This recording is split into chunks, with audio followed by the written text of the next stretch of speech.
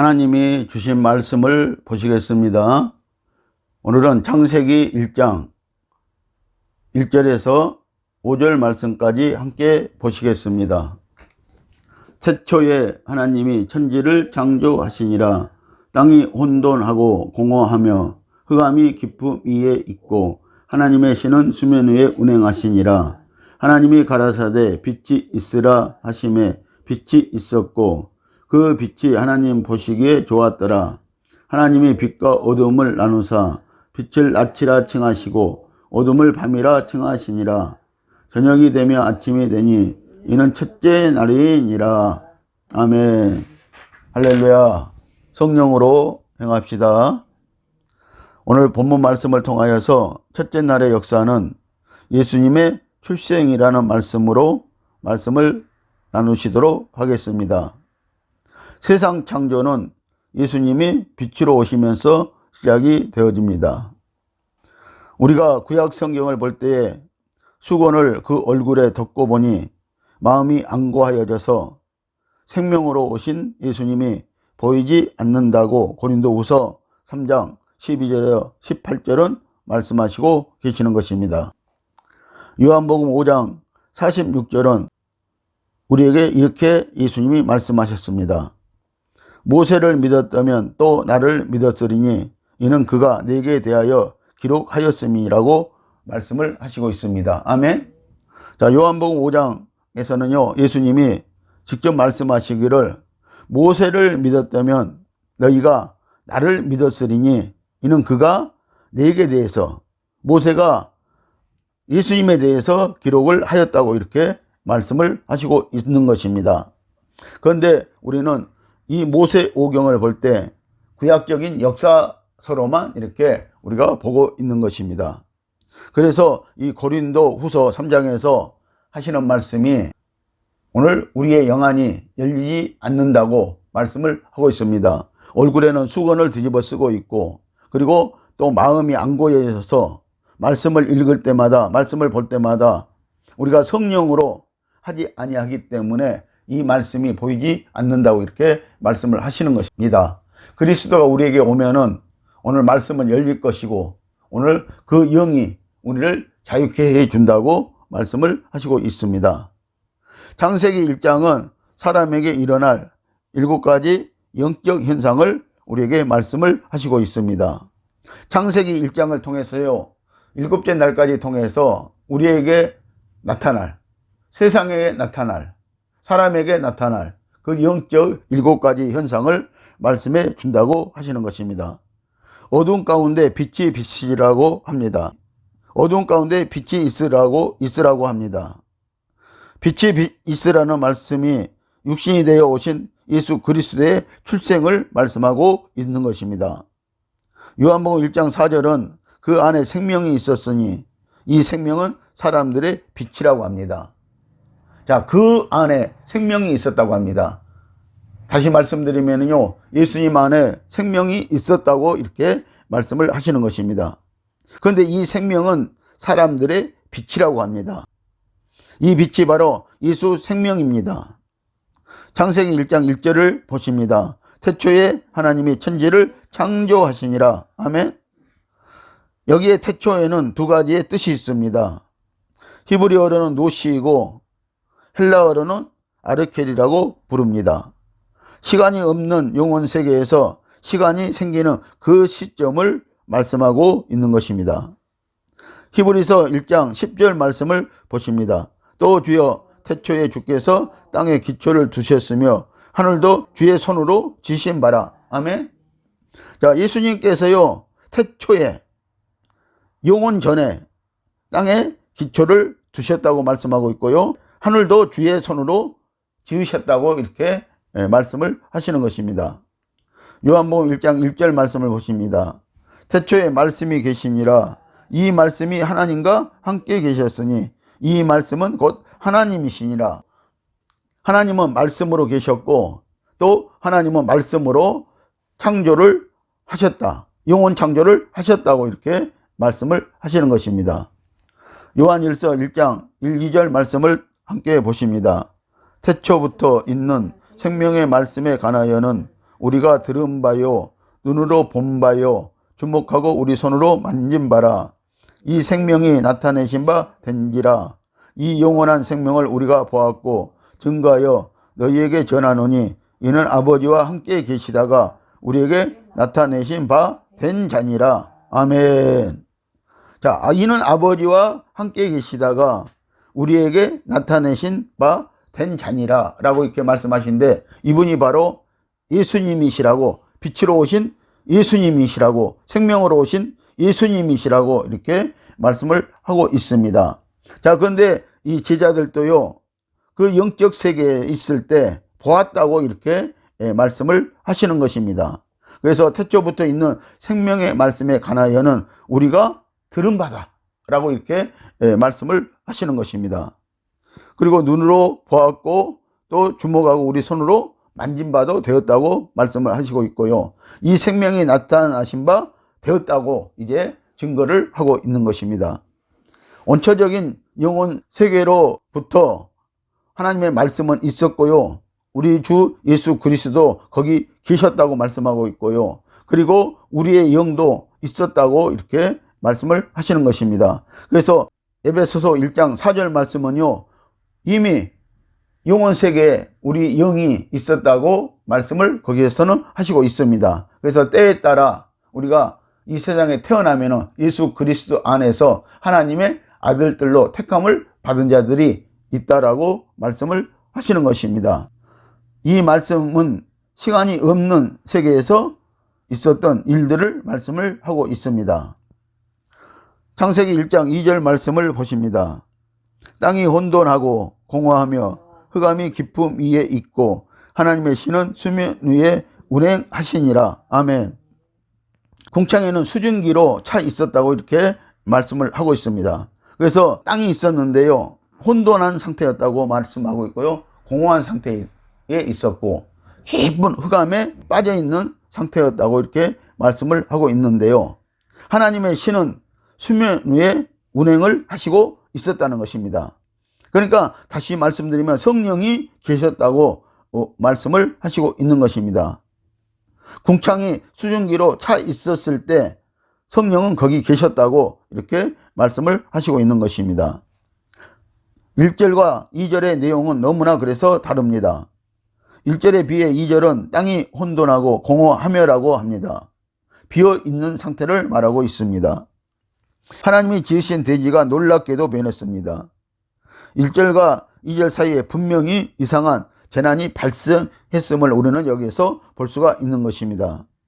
죄가 있었고 천사가 타락을 했습니다. 흑암이 깊음 위에 있고 이것은 타락한 인생을 그대로 나타낸 말인 것입니다. 여러분들, 이 말씀을 통해서 우리는 타락한 인생의 영적 상태를 그대로 보여주는 말씀이기도 하다는 것입니다. 흑암은 영성과 도덕과 생각이 육신적인 모든 인간을 덮어버렸습니다.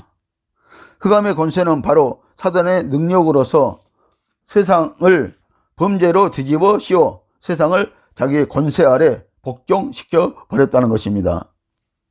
사단은 이 어둠 안에서 인간들이 발명하고 연구하고 문화와 지식을 자랑하도록 내버려 두었습니다.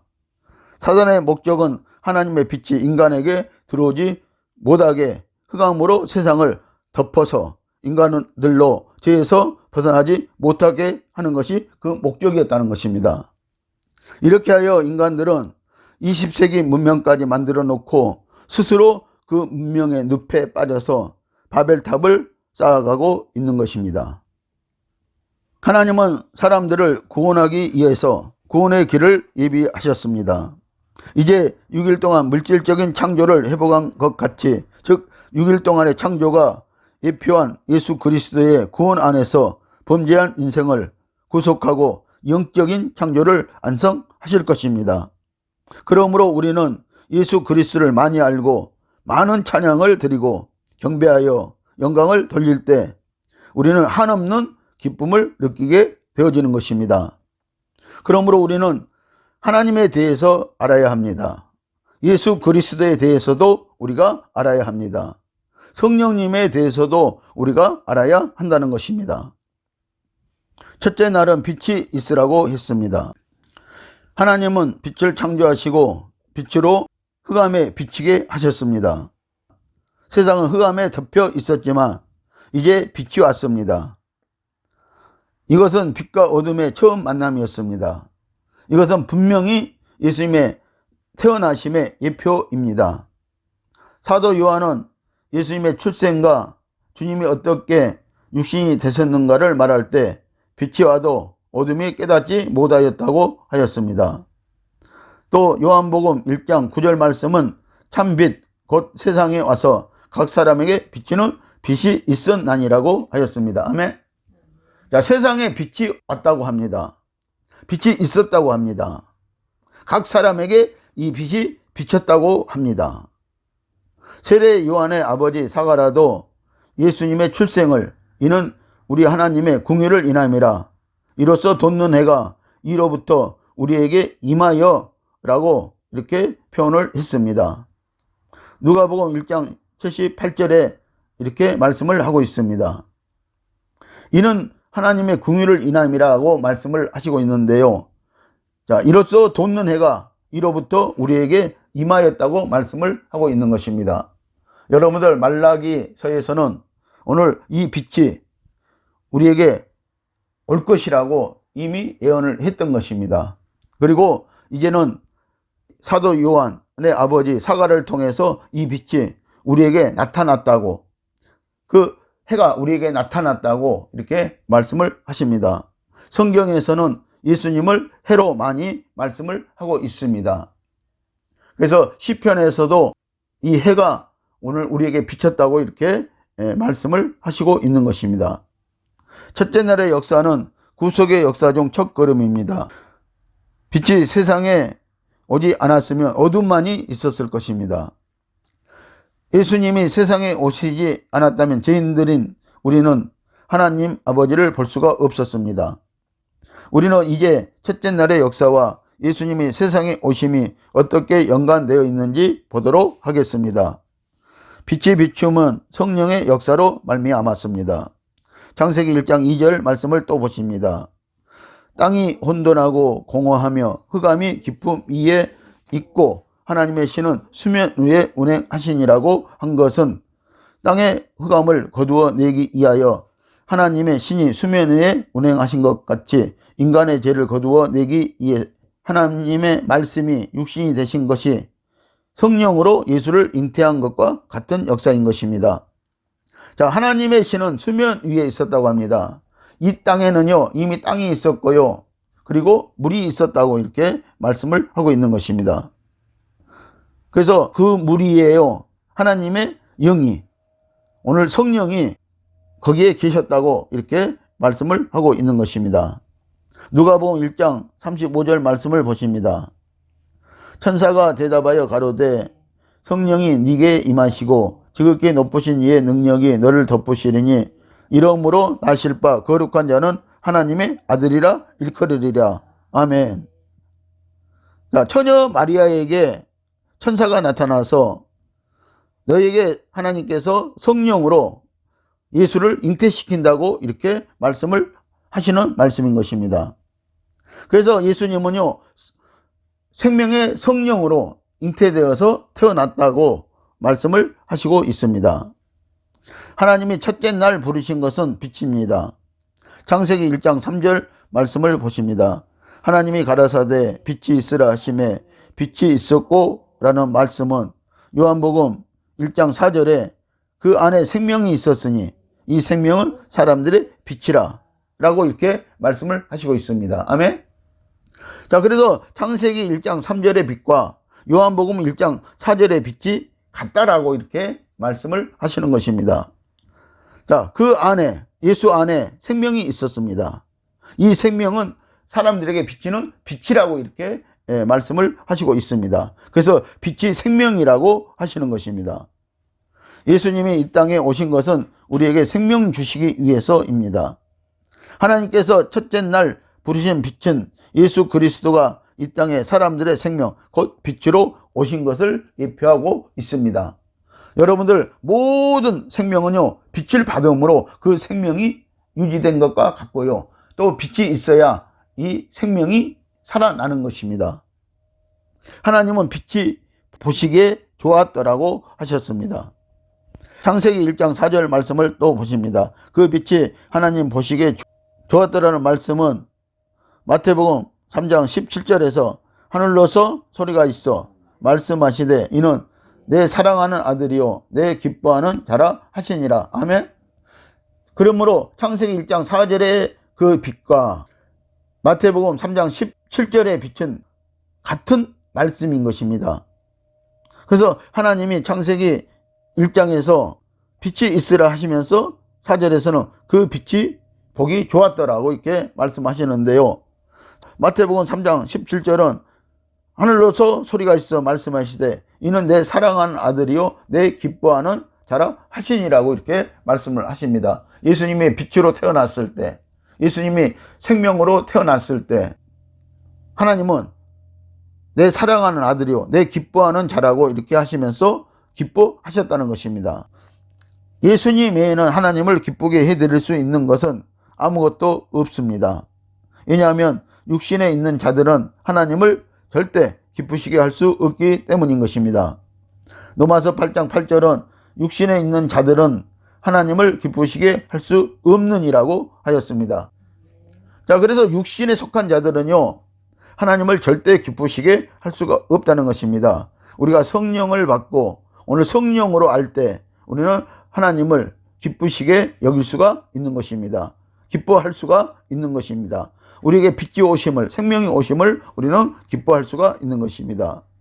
창세기 1장에서 처음 불러내신 하나님이 기뻐하시는 빛은 예수님이십니다. 우리도 예수를 기뻐해야 합니다. 왜냐하면 빛만이 어둠을 거두어낼 수 있기 때문입니다.